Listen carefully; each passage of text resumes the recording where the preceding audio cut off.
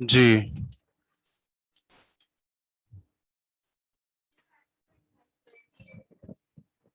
آیت نمبر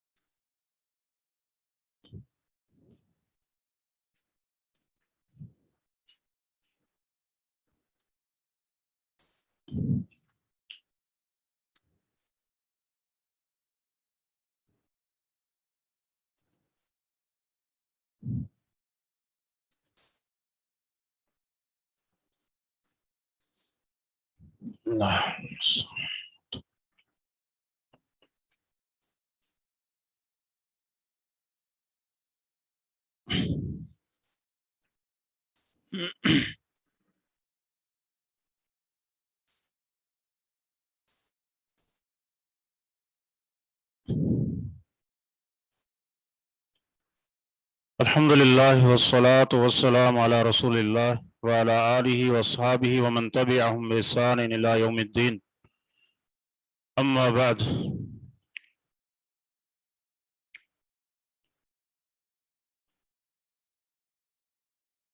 آپ کے ترجمے کے مدرس شیخ عبید صاحب کی طبیعت ناساز ہے، ان کے لیے دعا بھی کرتے ہیں اللہ انہیں شفا عطا فرمائے، اور جتنے بھی مسلمان بیمار ہیں اللہ رب العزت سب کو شفا کاملہ عاجلہ عطا فرمائے۔ کہ آپ کا ترجمہ آیت نمبر 28 ہے، ٹھیک ہے۔ اعوذ باللہ من الشیطان الرجیم من حمزہ ونفخہ ونفثہ بسم اللہ الرحمن الرحیم۔ وَإِمَّا تُعْرِضَنَّ عَنْهُمُ ابْتِغَاءَ رَحْمَةٍ مِّن رَبِّكَ تَرْجُوهَا فَقُلْ لَهُمْ قَوْلًا مَيْسُورًا۔ واو اور اما تعرضن عنہم، اما یہ کس معنی میں آتا ہے؟ اگر آپ ان سے اعراض کریں، ابتغاء رحمت من ربک، تلاش کرتے ہوئے اپنے رب کی رحمت کو۔ ابتغاء یہ کیا ہے؟ مصدر ہے، ابتغاء یبتغی ابتغان، اس سے یہ کون سا باب ہوگا؟ باب کا نام کیا ہوگا اس کا؟ ابتغاء یبتغی جی افتعال۔ سر یہ اما جو ہے یہ ان اور ماں ملا کے ہے؟ اما جی تشدید ہے، ان ما، اس کے بعد جو یعنی اس کو میم میں بدل کے ان کا ادغام ہو گیا۔ بعد افتعال کی کیا علامت ہے، کیسے پہچانتے ہیں؟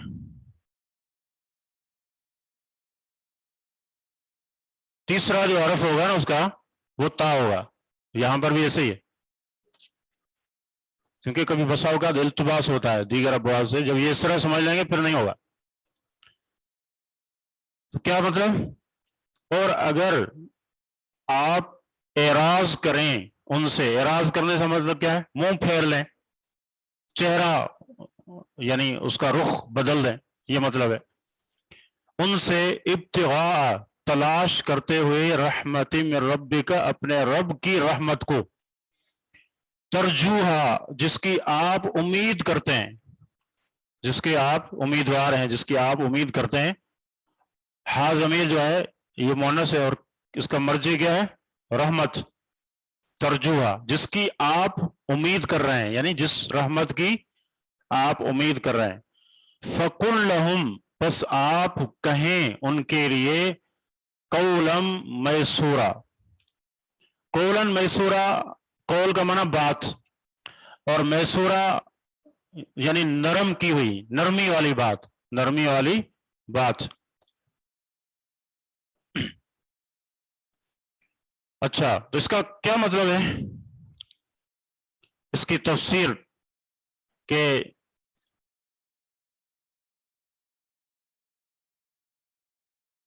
یعنی مثلا آپ کے کوئی رشتہ دار ہیں، قریبی ہیں، آپ سے حسن سلوک کی امید لے کر آتے ہیں اور آپ کے پاس ان کو دینے کے لیے نہیں ہے، تو پھر آپ کیا کریں؟ تو ظاہر ہے ان کے لیے اچھی بات کہیں، نرمی والی بات کریں، یعنی کوئی ایسا کلمہ نہ کہیں کہ جن کی وجہ سے انہیں یعنی اذیت اور تکلیف کا احساس ہو. اچھے طریقے سے یعنی معذرت کر دیں. خود اللہ کے نبی صلی اللہ علیہ وسلم نے بسا اوقات احادیث میں موجود ہے کہ جب مانگنے والے آئے تو آپ نے فرمایا کہ لا اجد، میں نہیں پاتا، میرے پاس وہ چیز نہیں ہے، لیکن ساتھ میں یہ کہ جب میرے پاس کوئی چیز آئے گی میں تمہیں دوں گا. اللہ کے نبی صلی اللہ علیہ وسلم کی احادیث میں یہ بھی ہے کہ آپ نے فرمایا کہ وما یکن من عندی من خیر فلن ادخرہ عنکم، میرے پاس جو خیر، جو مال ہوگا، خیر سے مراد مال ہے، یعنی مال ہمیشہ برا نہیں ہوتا. قابل غور نقطہ یہ ہے کہ اس کو وہ خیر بھی ہو سکتا ہے انسان کے لیے تب کہ جب وہ یعنی نیک اعمال میں وہ آپ کی مدد کرے، معاون بنے،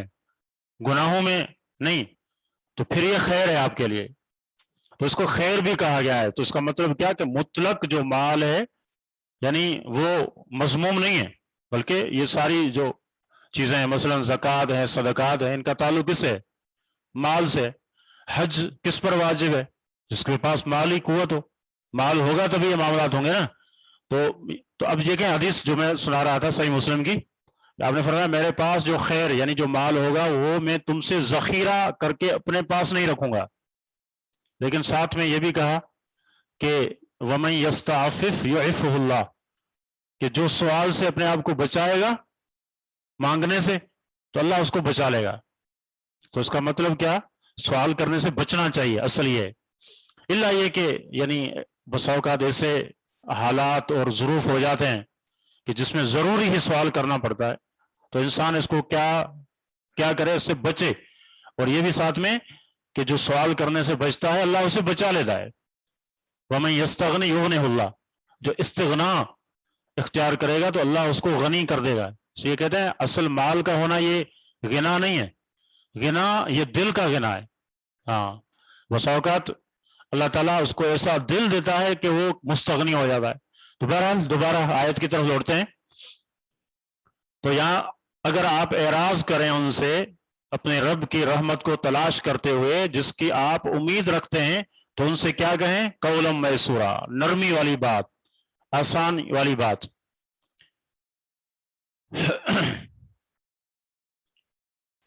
ولا تجعل يدك مغلولة إلى عنقك ولا تبسطها كل البسط فتقعد ملوما محسورا.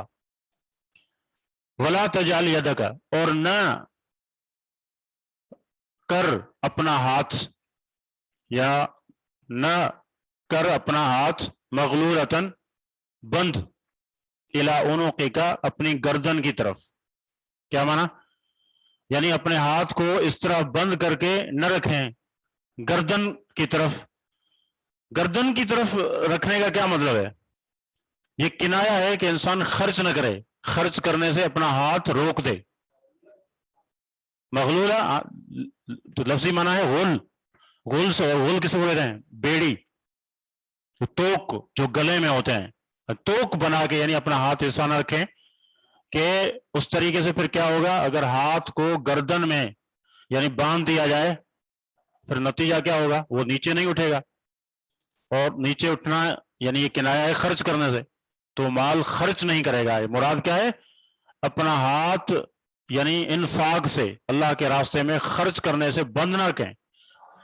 ہاں یعنی اس کو تشبیہ دی گئی اس کے ساتھ کہ ایسے کہ جیسے اپنا ہاتھ کوئی گردن کے ساتھ کیا کرے باندھ لے. ولا تبسطها کل البسط اور نہیں پھیلا اس کو مکمل پھیلانا. صحیح ہے نہ بسط یبسط کا معنی ہے کھولنا یا پھیلانا یعنی اس کو نہ کھول اور نہ پھیلا پوری طرح کھولنا پوری طرح بچھانا. اس کا کیا مطلب ہے؟ ہاں ایک تو ہے کہ مطلق خرچی نہ کرے جیسے بخیل انسان ہے اپنی جائز ضروریات کو بھی پورا نہ کرے اور دوسرا ہے کہ انسان جو ہے بہت زیادہ خرچ کرے اسراف کرے اسراف فضول خرچی اس سے بھی منع ہے. ہاں تو یعنی اس کا نقصان ہوگا کہ جب انسان اس طرح سے خرچ کرے گا نا تو جو مال ہے اس کا ختم ہو جائے گا اور پھر کیا ہے فتقعد پھر تو بیٹھا رہے گا ملومن ملومن یہ مفعول کے وزن پر ہے لام یلوم سے ملوم یعنی اسم مفعول ہے. کیا معنی؟ ملامت زدہ جس کی ملامت کی جائے. صحیح ہے پھر انسان خود کو کوس رہا ہو اپنے آپ کو ملامت کر رہا ہو یا دوسرے لوگ بھی ملامت کر رہے ہوں کہ آپ نے بے جا اسراف کیا ہاں خرچ کیا ایسے اپنا مال ضائع کر دیا اور اب جو ہے ضرورت مند ہو کے بیٹھا ہوا ہے. ملومن کا معنی ملامت زدہ ملامت کیا ہوا. محصورہ محصور حسر سے نکلا ہے. حسر کا معنی کیا ہے؟ تھکنا تھکنا تھکا ہوا. ہاں تھک ہار کر پھر انسان بیٹھ جائے. ٹھیک ہے یعنی انفاق کا یہاں ادب بیان کیا جا رہا ہے جو آپ خرچ کریں تو کس طرح کریں کہ انسان یعنی ایسا بخیل نہ بن جائے کہ اپنے اور اپنے اہل و عیال کی ضروریات پر بھی اپنا مال خرچ نہ کرے. صحیح ہے اور نہ ہی ایسے یعنی اپنے مال کو اڑائے فضول خرچی میں کہ اپنی وسعت دیکھے ہی نہیں کہ کس قدر میرے پاس گنجائش ہے اور سارا مال جو ہے خرچ کر دے بے دروئے خرچ کرے. پھر نتیجہ کیا ہوگا کہ انسان قابل ملامت اور مذمت ہوگا اور فضول خرچی کے بعد وہ تھک ہار کر بیٹھ جائے گا. اور ویسے محصور یعنی یہ لفظ جو ہے جانور کے لیے استعمال ہوتا ہے یعنی اس جانور کو کہتے ہیں جو چل چل کے تھک ہار کے بیٹھ جاتا ہے. صحیح ہے بہت زیادہ چل کے اس کے بعد تھک ہار کے بیٹھ جائے تو اس کے لیے یہ لفظ استعمال ہوتا ہے. تو فضول خرچی کرنے والا بھی بالآخر کیا ہے اپنا مال خرچ کر کے اسی طرح بیٹھ جائے گا. اور دوسرا لفظ تھا کہ اپنے ہاتھ کو اپنی گردن کے ساتھ نہ باندھیں.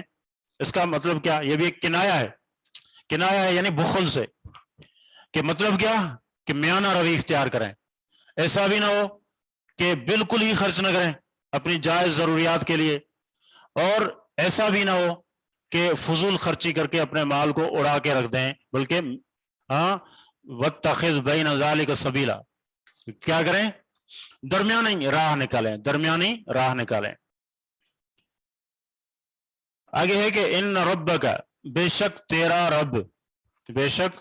تیرا رب یبسط الرزق وہ کشادہ کرتا ہے رزق کھول دیتا ہے رزق کشادہ کرتا ہے رزق لمن یشاء اس شخص کے لیے جس کے لیے چاہتا ہے اس کے لیے رزق کشادہ کر دیتا ہے وافر کر دیتا ہے بہت زیادہ کر دیتا ہے وَيَقْدِرُ اور تنگ کر دیتا ہے. صحیح ہے تو یہ سب کیا ہے یہ اللہ کی مشیت سے ہو رہا ہے. کسی کا رزق بہت زیادہ ہے وافر ہے تو یہ اللہ کی مشیت ہے. کسی کا اگر تنگ ہے تو یہ بھی کیا ہے یہ اللہ کی مشیت ہے. انسان اللہ تعالیٰ کی مشیت کے ماتحت ہے. اِنَّهُ كَانَ بِعِبَادِهِ خَبِيرًا بَصِيرًا بے شک وہ اپنے بندوں کی خبر رکھنے والا بصیر انہیں دیکھنے والا ہے. اللہ تعالیٰ اپنے بندوں کے احوال سے باخبر ہے اور اسے دیکھ رہا ہے. جی انہ کان بعبادہ بے شک وہ اپنے بندوں کے ساتھ یا اپنے بندوں پر خبیرن باخبر ہے بصیر دیکھنے والا. ٹھیک ہے تو اس میں کیا بتایا گیا اہل ایمان کو ایک تسلی دی گئی ہے اس آیت میں کہ دیکھیں کسی کے پاس رزق کی فراوانی یعنی اگر نہیں ہے تو اس کا مطلب یہ نہیں ہے کہ وہ اللہ کے ہاں یعنی اس کا کوئی مقام نہیں ہے. یہ کوئی پیمانہ نہیں ہے کہ جس کے پاس مال ہے وہ کہے کہ ہم اللہ کو زیادہ محبوب ہیں، اور جس کے پاس نہیں ہے تو وہ سمجھے کہ اللہ کے ہاں میرا کوئی مقام نہیں ہے. بلکہ حقیقت یہ ہے کہ رزق میں یہ جو کمی بیشی ہوتی ہے یہ اللہ رب العزت کی حکمت کے تحت ہے. ٹھیک ہے، وہ حکمت کون سی ہے؟ اس حکمت کو اللہ ہی بہتر جانتا ہے. بسا اوقات آپ دیکھیں اللہ اپنے دشمنوں کو بہت زیادہ دیتا ہے. قارون کو کتنا دیا؟ اس کے خزانے خچروں کی ایک جماعت اٹھاتی تھی، اس میں صرف چابیاں ہوتی تھی خزانے کی، اتنا نواز دیا. اور لیکن پھر کیا ہوا اس کے ساتھ؟ خسف بہ وبدارہ الارض، اس کو زمین میں دھنسا دیا، اتنا مال اس کے کچھ کام نہیں آیا. ٹھیک ہے، اور کبھی ایسا ہوتا ہے کہ اللہ کے نیک بندے ہوتے ہیں ان کے لیے یعنی بہت ہی کم ہوتا ہے کہ ان کا جو گزارا بھی مشکل سے ہوتا ہے. تو یہ سب کچھ جو ہو رہا ہے یہ اللہ کی مشیت کے ساتھ ہوتا ہے، اور اصل میں اللہ کی آزمائش ہوتی ہے. کسی کو مال دے کر آزماتا ہے اور کسی کو نہ دے کر یا کم دے کر آزماتا ہے. جی ہاں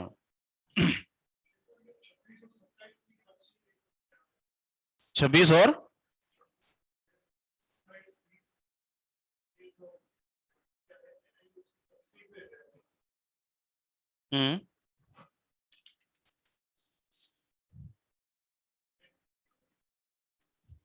آیت نمبر 26 کی. جی جی ہاں، یعنی وہی ہے. شروع میں کہا مبذرین جو ہے، مبذرین یعنی اسراف کرنے والے، ان کو کیا کہا؟ کانوا اخوان الشیاطین، وہ شیطان کے بھائی ہیں. ٹھیک ہے، اور شیطان اپنے رب کا ناشکرا ہے. تو موضوع تو وہی چل رہا ہے. یہ صحیح ہے نا، انفاق کے متعلق ہی ہے.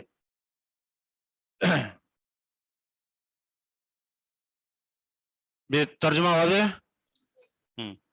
وَلَا تَقْتُلُوا أَوْلَادَكُمْ، اور تم نہ قتل کرو اپنی اولاد کو. خشیت املاکن، خشیت کا معنی ڈر، املاک کا معنی مفلسی. صحیح ہے، مفلسی کے ڈر سے اپنی اولاد کو قتل نہ کرو. یہ نہیں کوئی ہم ان کو کہاں سے کھلائیں گے.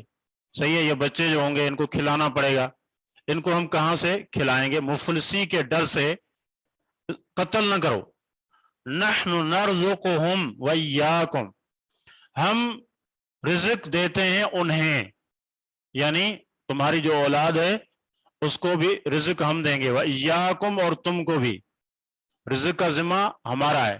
صحیح ہے، ایسے نہیں کہ یعنی پریشان ہو جاؤ کہ یہ جو بچے ہیں اولاد ہے ان کو کہاں سے کھلائیں گے، اور ان کو جو ہے یعنی قتل کریں اس ڈر سے، اندیشے سے. تو کہا کہ ان کے رزق کا ذمہ ہم لیتے ہیں، تمہارا نہیں ہے، اور ہم تمہیں بھی رزق دیتے ہیں.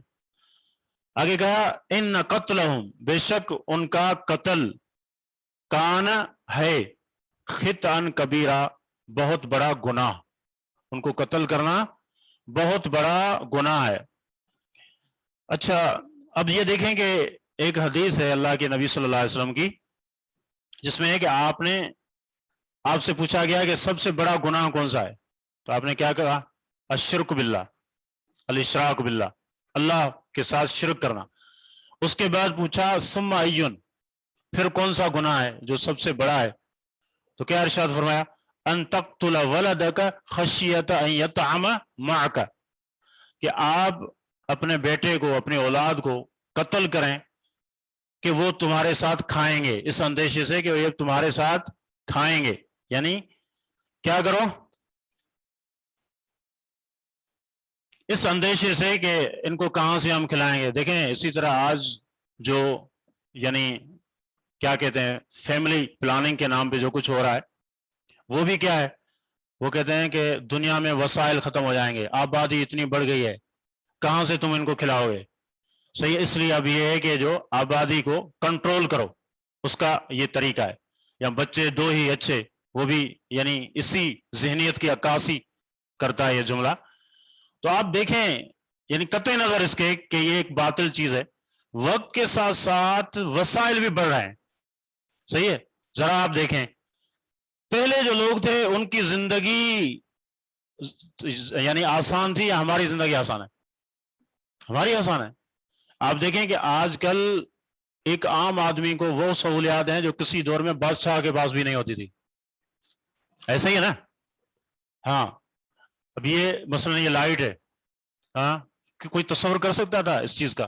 یہ موبائل ہیں، جس طرح کہتے ہیں کہ جو خلافت اسلامیہ میں جو ترک تھے ان کا یعنی اطلاع رسانی کا تیز ترین سسٹم تھا کہ استنبول سے مدینہ تک ان کا پیغام 3 دن میں پہنچتا تھا. اور آج آپ ہاں آن لائن ہمارے ساتھ جڑے ہوئے ہیں، پتہ نہیں کہاں کہاں سے ساتھ. یہ تصور تھا اس وقت؟ کسی بادشاہ کے پاس بھی یہ چیزیں نہیں رہی. اور پھر وقت کے ساتھ ساتھ اب کتنے لوگ ہیں یہ چیزیں نہیں تھی ہمارے پاس، اور ان کے ساتھ ان کا روزگار جڑا ہے، لاکھوں لوگ ہیں. تو اللہ تعالیٰ وقت کے ساتھ ساتھ وسائل کو بھی بڑھا رہا ہے. یہ چیزیں امر واقع بھی اس کے خلاف ہے. مولانا مودودی مرحوم ایک دلیل انہوں نے دی تھی فیملی پلاننگ کے رد میں، بڑی اچھی تھی وہ. اس نے کہا کہ یعنی اس کے رد کے لیے یہی بات کافی ہے کہ جو بچہ پیدا ہوتا ہے کھانے کے لیے منہ ایک ہوتا ہے، کمانے کے لیے ہاتھ 2 ہوتے ہیں. صحیح ہے؟ 2 ہاتھوں کے ساتھ پیدا ہوتا ہے، منہ ایک ہوتا ہے. تو یعنی اللہ رب العزت اس کو اس طرح پیدا کرتا ہے، اس کی پیدائش میں یہ چیز اللہ نے رکھی ہے. تو یہ جو سسٹم ہے، اب آپ دیکھیں، اب اس کے میں زیادہ تفصیل میں نہیں جاتا، لیکن ہمارا جو امر واقع ہے ان ممالک میں جس طرح ہوا، اب کیا کر رہے ہیں؟ وہاں پتہ چلا کہ لوگ کم ہو گئے ہیں. ہاں، کہیں خواتین زیادہ ہیں، کہیں مرد زیادہ ہیں، خواتین کم ہو گئی ہیں، جیسے انڈیا میں.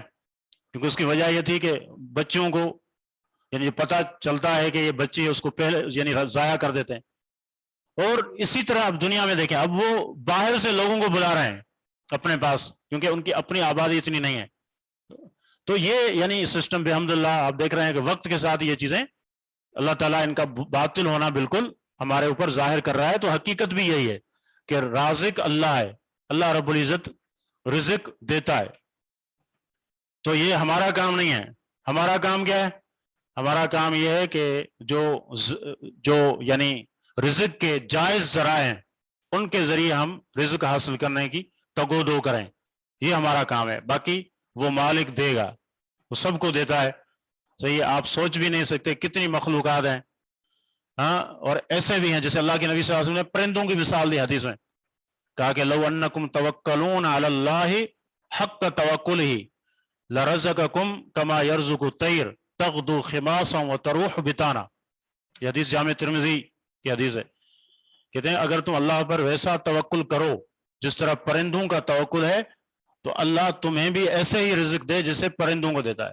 کہ پرندے صبح جب اپنے گھونسلوں کو چھوڑ کے جا رہے ہوتے ہیں تو ان کے خالی پیٹ ہوتے ہیں، لیکن جب آتے ہیں تو ان کے پیٹ بھرے ہوئے ہوتے ہیں، اگلے دن کے لیے جمع نہیں کرتے. دیکھیں ان کا یعنی توکل ہے اس طرح کا، ان کو یقین ہے کہ ہمیں مل جائے گا اور اللہ انہیں دیتا ہے. لیکن ایک اور نقطہ بھی ہے، وہ یہ ہے کہ توکل کا مطلب یہ نہیں ہے کہ ہاتھ پہ ہاتھ رکھ کے بیٹھو. ایسے نہیں کہ پرندے اپنے گھونسلے میں ہی بیٹھے رہتے ہیں کہ ہمیں رزق مل کر، نہیں، وہ نکلتے ہیں، تلاش کرتے ہیں. ہاں، اللہ انہیں دیتا ہے تو تلاش انسان کرے جائز ذرائع سے، اللہ اسے رزق دے گا. اللہ اکبر. یہ سوال ہے کہ املاک کے حروف اصلیہ کیا ہیں؟ حروف اصلی کتنے املاک میں کون سے ہیں؟ اب دیکھیں سب سے پہلے تو یہ کہ یہ کون سا باب ہے؟ باب فعال ہے. املک یملک املاکن. اب کیا مادہ نکلے گا اس کا؟ جی، میم لام قاف. ہاں، یہ اس کا مادہ ہے. اور یہ یعنی جو 7 جو قسمیں ہیں، یہ کاف دوسرا ہے، کاف قلم والا ہے. یہاں جو کسی نے لکھا ہے ملک تو اس طرح نہیں، کاف قلم والا. ٹھیک ہے. اور جس کو کہتے ہیں 7 اقسام، 7 قسمیں ہوتی ہیں نا، ان میں یہ کیا ہے؟ ہاں، صحیح، مثال، مضاف. یہ نہیں پڑھے؟ چلیں پھر رہنے دیتے ہیں. ویسے صحیح ہے. صحیح کسے کہتے ہیں؟ یعنی جس کے مادے میں وہ کیا ہے؟ کوئی حرف علت نہ ہو. ہاں، تو ملک، اس کے سارے حروف اصلی ہیں. صحیح ہیں اور کوئی اس میں حرف علت نہیں ہے, آسان ہے بہرحال. تو یہ بھی آپ کے ذہن میں ہونا چاہیے, ایسے نہیں کہ کبھی کوئی بات کرے تو آپ کا پورا علم جو ہے سر پکڑ کے بیٹھ جائے کہ یہ چیز تو ہم نے پڑھی نہیں ہے, پتہ نہیں کہاں سے آ گئی. تو تھوڑا سا پتہ بھی ہونا چاہیے. تو نحن نرزقهم وإياكم ان قتلهم كان خطأ کبیرا, ان کو قتل کرنا یہ بہت بڑا گناہ ہے. تو ہم نے حدیث ذکر کی کہ اس کے مطابق یہ کیا ہے, شرک کے بعد اس کو بڑا گناہ قرار دیا گیا ہے اس حدیث میں. ولا تقتلوا, ہاں یہ ہو گیا, ولا تقربوا الزنا انه كان فاحشة وساء سبیلا, اور نہ قریب جاؤ بدکاری کے, بدکاری کے قریب ہی نہ جاؤ. انه كان, بے شک وہ یعنی بدکاری, فاحشتن بے حیائی کا راستہ ہے, بے حیائی ہے, فاحشتن بے حیائی, وساء سبیلا اور برا ہے راستے کے اعتبار سے, بدکاری بری ہے راستے کے اعتبار سے. اب یہاں دیکھیں قرآن کریم نے جو لفظ استعمال کیا ہے بدکاری سے بچنے کا, یہ نہیں کہا کہ بدکاری نہیں کرو, کیا کہا, بدکاری کے قریب بھی نہ جاؤ.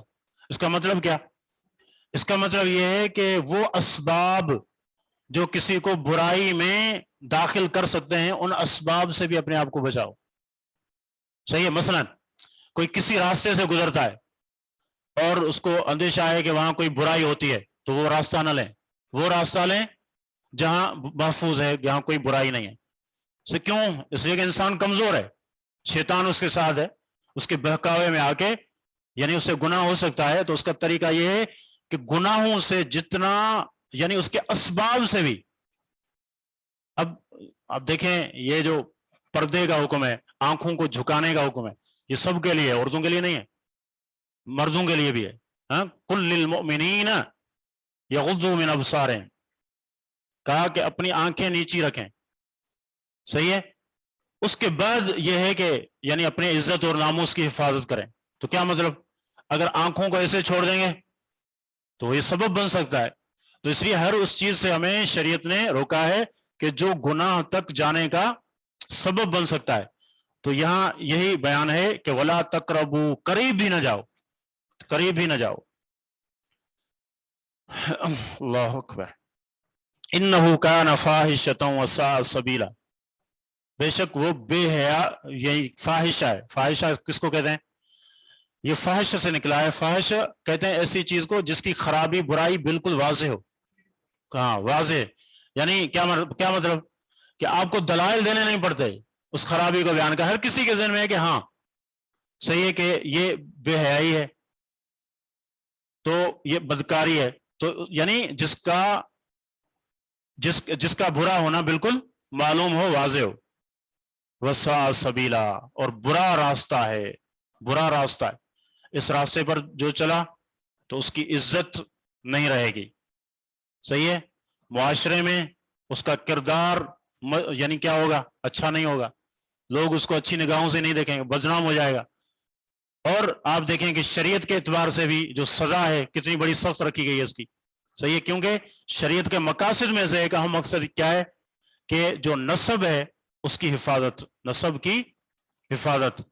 اسی وجہ سے تو کہا کہ یہ برا ہے, کس اعتبار سے, انجام کے اعتبار سے, راستے کے اعتبار سے. یہ مودودی تو منکر حدیث تھے. میں نے آپ کو ان کے فضائل بیان نہیں کیے کہ وہ کیا ہیں, میں نے صرف ان کی ایک بات ذکر کی جو ان کی کتاب ہے یعنی فیملی پلاننگ کے حوالے سے, اور وہ اچھی چیز تھی. اچھی بات تو شیطان کی بھی لی جا سکتی ہے. جیسے آیت الکرسی سیدنا ابو ہریرہ کو کس نے بتائی تھی, ہاں کس نے بتائی تھی؟ انہوں نے کہا تھا نا کہ اللہ کے نبی نے پھر تصدیق کی اس کی. اس نے کہا جو معروف واقعہ ہے, قصہ ہے, صدقے کے مال بے معمور تھے. تو اللہ کے نبی کو جب بتاتے تھے کہ کوئی آیا تھا یعنی صدقے کے مال میں سے لے رہا تھا, تو میں نے اس کو پکڑا, لیکن پھر اس نے یعنی منتیں کرنا شروع کر دیں, رحم آ گیا, جانے دیا. فرمایا وہ کل پھر آئے گا. 3 دن مسلسل ہوا, کہا کہ آج میں تمہیں جانے نہیں دوں گا. پھر اس نے کہا کہ میں آپ کو ایک چیز بتاؤں تو پھر آپ مجھے چھوڑ دیں گے؟ کہا بتاؤ. کہا اگر آپ چاہتے ہیں کہ میں نہ آؤں تو پھر آیت الکرسی پڑھا کریں, یعنی جب بستر پر جائیں تو آپ آیت الکرسی پڑھیں تو اس کا کیا فائدہ ہوگا؟ اللہ کی طرف سے ایک فرشتہ آپ پر مامور ہوگا اور شیطان آپ کے قریب بھی نہیں آئے گا. تو اللہ کے نبی صلی اللہ علیہ وسلم نے کیا فرمایا؟ صدق وہو کذوب، یہ بات اس کی سچی ہے. تو بہرحال اچھی بات کسی کی لی جا سکتی ہے. باقی ہاں جو سوال ہے یعنی میں سمجھتا ہوں کہ اس میں ایک نقطہ یہ پایا جاتا ہے کہ ایسے مؤلفین ہیں مثلا جو کتابیں لکھتے ہیں لیکن ان کی کچھ باتیں صحیح نہیں ہوتی. تو اب ضابطہ کیا ہے، طریقہ کیا ہے؟ طریقہ یہ ہے کہ جو کم علم لوگ ہیں، جن کو پتہ نہیں ہے، صحیح علم نہیں ہے اور اندیشہ ہے کہ وہ ان کی غلط باتیں بھی لے لیں گے، پھر ان کو چاہیے کہ ان کی کتابوں سے بچیں. لیکن جو سمجھتا ہے کہ ایسی بات نہیں ہے، صحیح میں جانتا ہوں مثلا کوئی عالم فاضل ہے، اس کی کیا غلط بات ہے اس پر میں نقد بھی کر سکتا ہوں، جو صحیح بات ہے اس کو الگ بھی کر سکتا ہوں. یا کوئی کتاب اس لیے پڑھتا ہے کہ تاکہ ان کی غلط باتوں کی نشاندہی کرے بعد میں، تو پڑھی جا سکتی ہیں اس نظریے سے. اصل یہی ہے. باقی جس کا ذہنی لیول یہ نہیں ہے، اس کو اندیشہ ہے کہ میں غلط باتوں میں آ سکتا ہوں، تو پھر اس کو کیا کرنا چاہیے؟ اس کو چاہیے کہ دور رہے. سر ایک ان کی جو کتاب ہے سنت کی آئینی حیثیت، وہ تو انہوں نے آئینی حدیث جی وہ تو انہوں نے حدیث کی فیور میں لکھی ہے، ہاں تو اس لیے یہ جو کہہ رہے ہیں وہ غلط کہہ رہے ہیں. نہیں، منکر حدیث تو سے نہیں کہ، لیکن دیکھیں یہ غلط بات ہے. بہرحال کسی کے اوپر اتنی بڑی تہمت نہیں لگانی چاہیے کسی کے اوپر. ایک یعنی کچھ چیزیں ایسی ہیں کہ مولانا صاحب نے واقعتاً ان کا انکار کیا ہے حدیث میں، لیکن من حیث مجموع انہوں نے سنت کی تائید کی ہے، لیکن بعض چیزوں کا انہوں نے انکار بھی کیا ہے، اور وہ ان کی کتابیں پڑھنے والے اچھے طریقے سے جانتے ہیں. تو میں نے کہا بہرحال تفصیل ہے اس مسئلے میں، ایسے بھی نہیں کہ میں 100% ان کا تزکیہ کر رہا ہوں، ایسی بات نہیں ہے. یعنی ان کی ایک اچھی بات تھی وہ میں نے ذکر کی. باقی میں نے کہا کہ ان کی کتاب میں یعنی صحیح باتیں بھی ہیں اور جو دوسری جو غلط باتیں ہیں جن پر علماء نے نقد کیا ہے وہ بھی ہیں. اب خلافت و ملوکیہ جو انہوں نے کتاب لکھی ہے اس میں صحابہ کے بارے میں ایسی باتیں کہے گئے ہیں. تو بہرحال کوئی بھی معصوم نہیں ہے، ہر کسی سے غلطی ہو سکتی ہے، لیکن بہرحال ہمیں یعنی یہ پہلو ضرور دیکھنا چاہیے.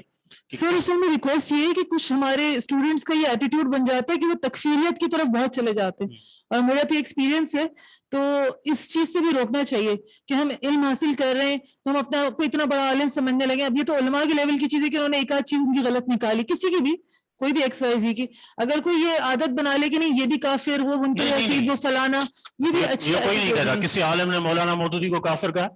سر کچھ لوگ ابھی جیسے یہ ہمارا نظریہ نہیں ہے، تکفیر کا نہیں ہے، یہ سمجھ آئے. اور آپ جو عقائد میں پڑھ رہے ہیں یہ تکفیر کا باب بھی آگے آئے گا، وہاں تفسیر ایک بحث ہے.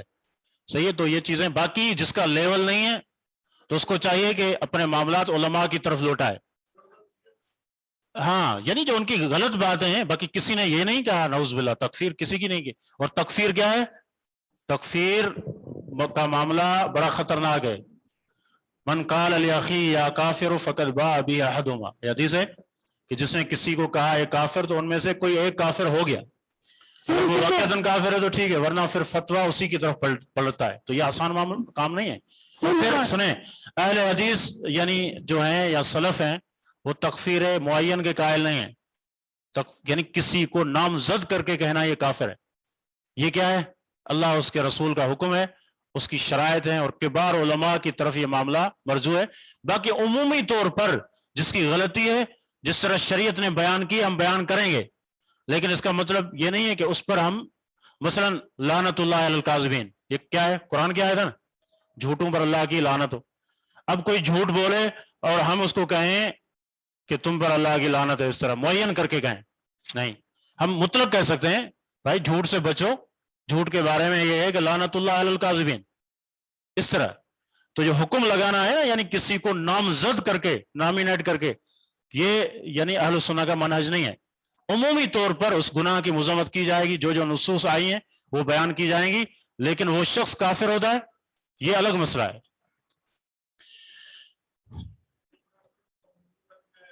جی جی بہت جی سب کیا ہے.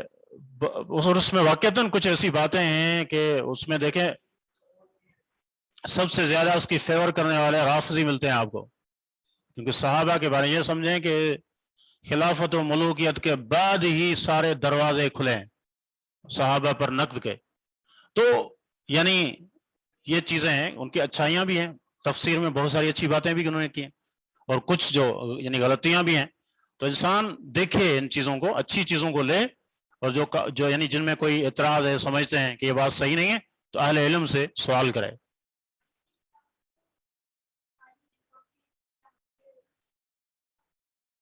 مائک نہیں ہے آپ کے پاس, کیونکہ وہ آن لائن جو ہے نا ان کو آواز نہیں آ رہی ہوگی, وہ پریشان ہوں گے. سر یہ جو کتاب آپ کہہ رہے ہیں خلافت و ملوکیت, تو یہ جو گورنمنٹ کی جاب کا جو ایگزام دیتے ہیں تو اس کے لیے یہ کتاب پڑھائی جاتی ہے, مطلب سلیبس میں اس کی شامل ہے یہ, تو پھر یہ تو مطلب اس سے کافی مسئلہ نہیں ہوا کہ لوگ اس کو پڑھ کے اور مزید آگے جو ہے وہ. دیکھیں اگر آپ کے نصاب میں ہے مثلا تو وہ آپ کی مجبوری ہے, لیکن بہرحال جو ان میں جو غلط باتیں ہیں ضرور یعنی ان سے اپنے آپ کو بچائیں, یہ ضروری ہے. ایسے نہ ہو کہ پڑھنے کے بعد وہی سوچ اور فکر بن جائے. تو امتحان کی حد تک رہنے دیں, اس سے زیادہ نہیں. آپ یہاں سسٹم کو بدل تو نہیں سکتے. جی کہاں تھے؟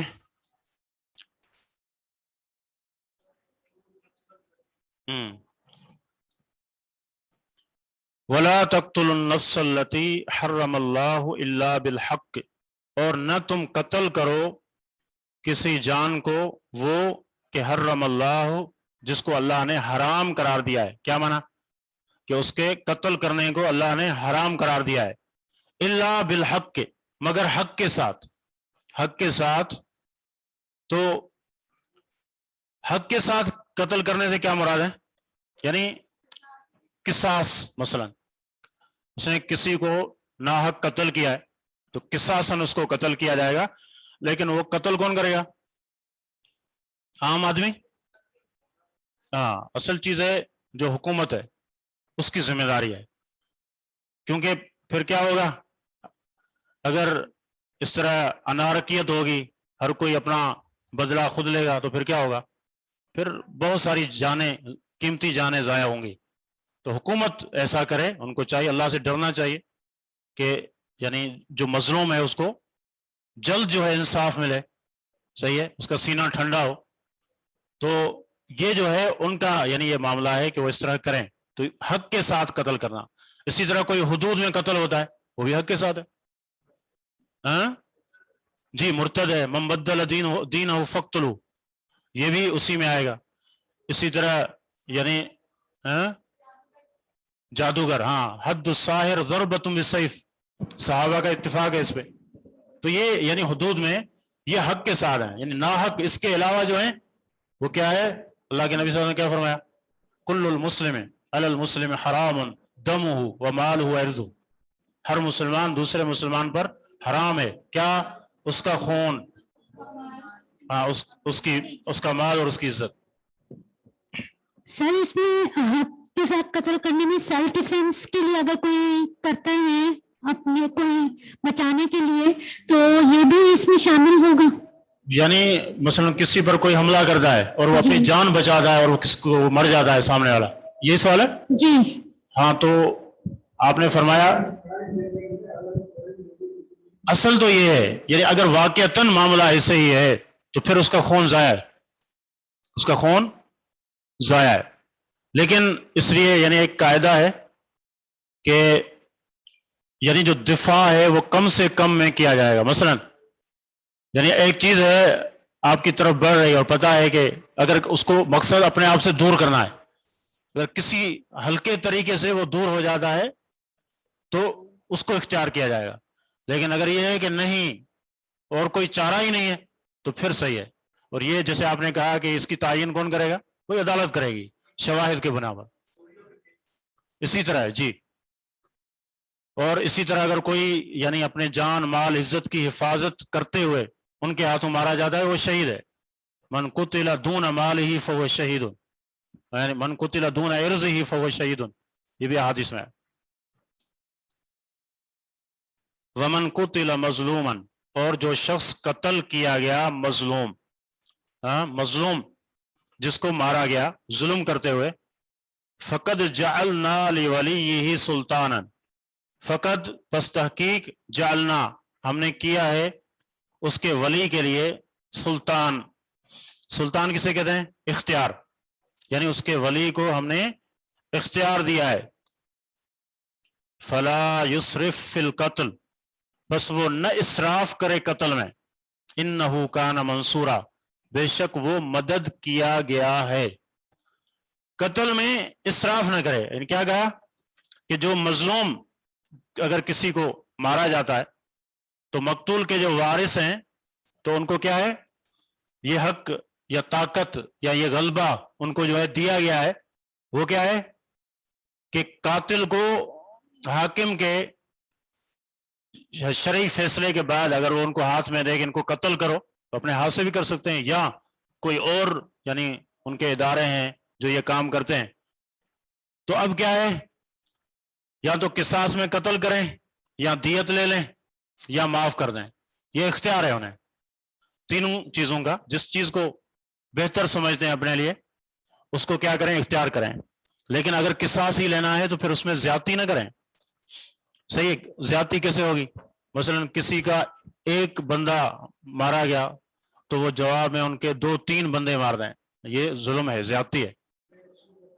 جی حد ظاہر ان کا کوئی قصور نہیں تھا، صحیح ہے، یا زیادہ کو مار دیں، یہ زیادتی۔ جی جی قبائلی عام طور پر آپ سنتے ہیں، اور ہاں جی جی اس طرح ہوتا ہے وہ۔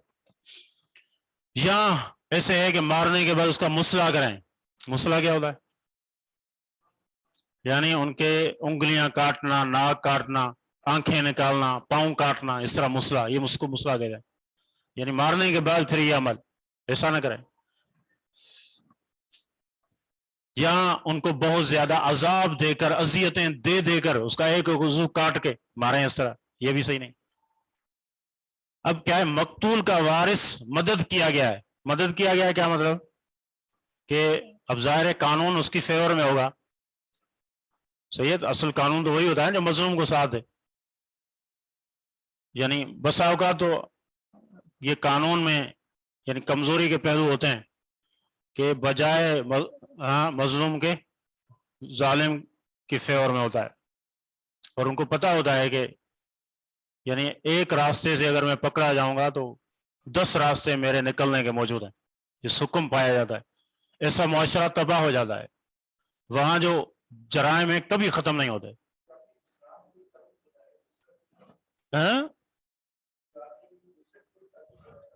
جی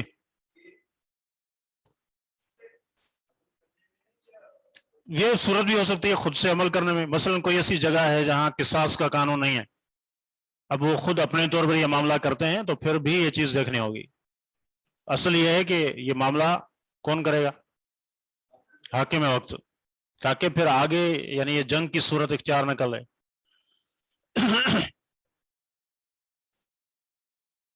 تو مطلب کیا ہے کہ اب جو ہے اس کا معاملہ عند اللہ بھی اچھا ہے کیونکہ وہ مظلوم ہے، اور یعنی حکمرانوں کے پاس بھی اچھا ہے، تو اس پر اللہ کا شکر کرے، نہ یہ کہ اس کو جواز بنائے زیادتی اور ظلم کرنے پر، یہ مطلب ہے۔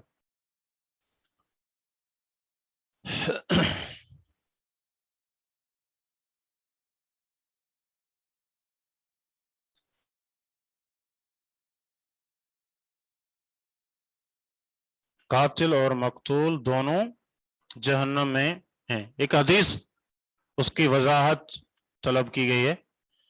آپ نبی صلی اللہ علیہ وسلم نے فرمایا نا کہ القاتل والمقتول کلاہما فی النار، صحیح ہے، یعنی قتل کرنے والا اور مقتول جس کو اس نے قتل کیا دونوں جہنم میں جائیں گے۔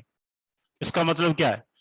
اس کا مطلب یہ ہے، صحابہ نے بھی پوچھا، بظاہر واقعتاً اشکال پیدا ہوتا ہے کہ مقتول کے ساتھ ہمدردی ہوتی ہے عموماً، کہا کہ اللہ کے نبی قاتل کی بات تو سمجھ آتی ہے کہ اس نے قتل کیا، مقتول کا یعنی کیا معاملہ ہے؟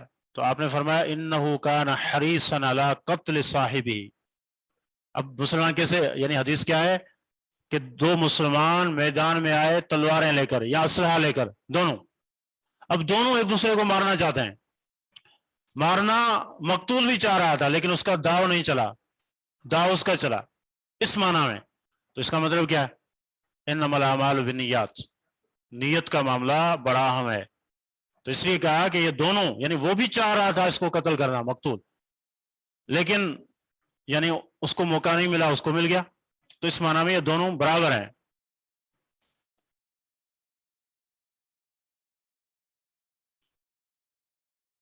بڑی اچھی نصیحتیں ہیں ان آیتوں میں.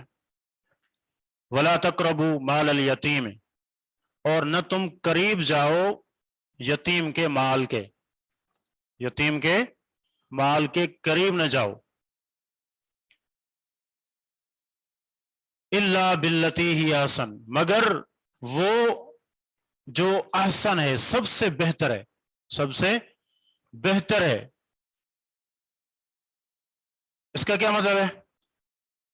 یعنی ویسے اصل یہ ہے کہ یتیم کے مال کے قریب نہ جاؤ، اس سے دور رہو، لیکن اگر قریب جانا پڑ جائے تو پھر کیا ہے؟ اچھے طریقے سے ہو، اچھی نیت کے ساتھ جائیں. یہ نہیں کہ اس کو یعنی ہڑپ کرنا ہے، اس کو اس پر قبضہ کرنا ہے، نہیں، مقصد اس یتیم کی اصلاح ہے. اگر میں نہیں تو یہ ضائع ہو جائے گا، اس نظریے سے. تو اب یہاں دیکھیں پچھلی آیت میں تھا کہ کسی جان کو ناجائز طریقے سے قتل نہ کریں، اس سے روکا. اور اب جو ہے مال کو ضائع کرنے سے روکا جا رہا ہے. اس میں یتیم کا مال سب سے زیادہ اہم ہے، یتیم کا مال سب سے زیادہ اہم ہے. تو اس کے بارے میں یعنی ذکر کیا کہ یتیم کے مال کے قریب نہ جاؤ مگر اس طریقے سے جو سب سے بہتر ہے. حتیٰ یہاں تک کہ یبلغ، وہ پہنچ جائے، کون؟ وہ یتیم پہنچ جائے اشدہ، اپنی جوانی کو، اپنی جوانی کو. یعنی اب وہ ایسا ہو کہ اپنے مال کی حفاظت کر سکتا ہے، ہاں، شعور کو پہنچ جائے. جی، رشد. وَأَوْفُوا، اور پورا کرو، بالعہد، اپنے عہد کو. ان العہد، بے شک عہد، وعدہ، کان ہے، مسئولاً، ہاں، سوال کیا گیا، یعنی جس کے بارے میں پوچھا جائے گا، اس کے بارے میں ہاں باز پرس ہوگی. اچھا، تو اب ہم نے اس آیت میں پہلی چیز جو پڑھی وہ یہ ہے کہ یتیم کے مال کے قریب نہ جاؤ مگر اچھے طریقے سے، اور بالغ ہونے تک اس کے مال کو اچھے طریقے سے استعمال کرو جس میں اس کا فائدہ ہو، یتیم کا فائدہ ہو. یہ نہ ہو کہ یعنی اس کو یا تو اپنے مال کی طرح استعمال کرو، جیسے یعنی ولا تاکلوها اسرافا وبدارا ان یکبروا، جیسے ایک جگہ فرمایا کہ ایسے نہیں کہ یہ بڑا ہو جائے گا تو اس سے پہلے جو ہے ہم اس کو لے لیں. صحیح ہے، ایسا کوئی معاملہ نہ ہو. یعنی کیا وعید ہے؟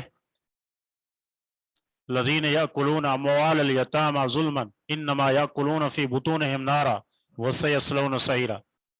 کہا کہ جو یتیموں کا ناحق مال کھاتے ہیں وہ اپنے پیٹ میں آگ کے انگارے داخل کر رہے ہیں. یہ کوئی مال نہیں ہے، یہ آگ کے انگارے ہیں. وسیصلون سعیرا، اور قریب دہکتی ہوئی آگ جو جہنم کی ہوگی اس میں وہ داخل ہوں گے. تو یتیم جو ہے اب ظاہر ہے، اور ہاں ایک اور چیز بھی اہم ہے اور وہ ہے کہ شرعی اصطلاح میں یتیم کسے کہتے ہیں؟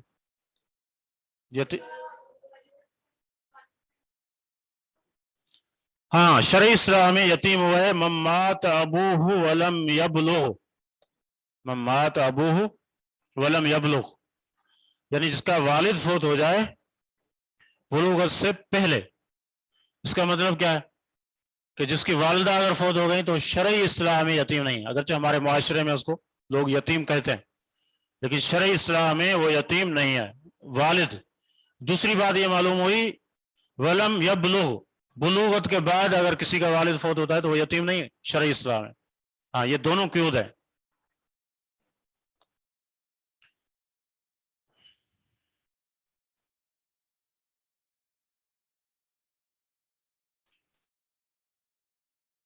اور یہاں تک کہ وہ جوان ہو جائے.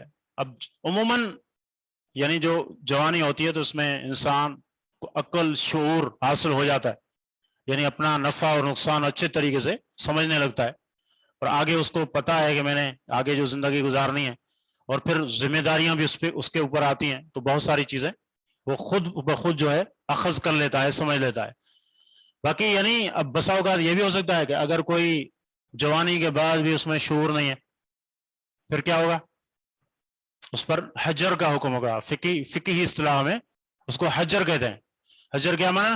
اس کو مال میں تصرف کرنے سے روکا جائے گا، اس کی جائز ضروریات پوری کی جائیں گی تاکہ وہ اپنے مال کو ایسے ضائع نہ کر دے، اس کے الگ یعنی اس کا معاملہ ہے، جس کو الحجر علی الیتیم، یتیم پر حجر لگانا، یعنی اگر اس میں رشد اور سمجھ بوجھ نہیں ہے، بھلے وہ بالغ ہو جائے پھر بھی۔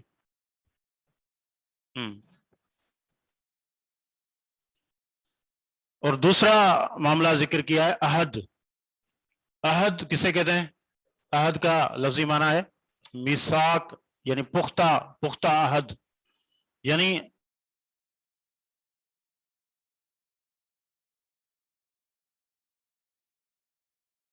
درمیان ہے، وہ بھی عہد ہے۔